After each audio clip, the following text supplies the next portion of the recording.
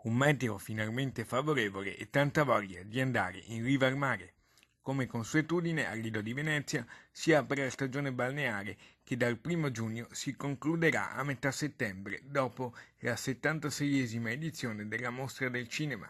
Spiagge tutte aperte da sabato e le storiche capanne dove nacque il turismo balneare affollate di gente. Stiamo arrivando al Lido di Venezia, dove domani, grazie a un meteo finalmente estivo, saranno aperte e disponibili tutte le spiagge del Lido. In più vi aspettiamo sabato e domenica all'evento della Festa della Sensa.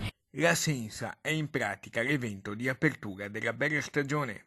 Alla Sensa vi aspettiamo per i mercatini sia sabato che domenica. Sabato pomeriggio per la prima volta avremo una giornata dedicata agli amici a quattro zampe. Chi vorrà venire con i cani di razza, bastardini, qualunque cucciolo sarà il benvenuto e ci saranno anche alcuni premi.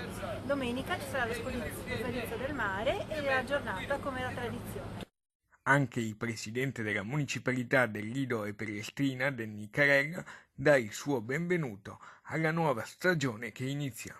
Il mantenimento della bandiera blu è stato sicuramente un obiettivo raggiunto con fatica da parte di tutti i soggetti che hanno collaborato e quindi ci auguriamo alla fine che anche il tempo, il meteo, possa essere favorevole. Benvenuti al Lido, venite nelle spiagge del Lido e di Pellestrina e ci auguriamo che possiate divertirvi e passare delle serene vacanze. Ecco il simpatico invito a tutti dalla Proloco Lidense a arrivare anche via social. Tutti a San Nicoletto. Tutti a San Nicoletto al Lido. E comunque il Lido, sole, spiaggia, quindi vi aspettiamo domani. Grazie. Ciao dalla Proloco. Ciao dalla Proloco.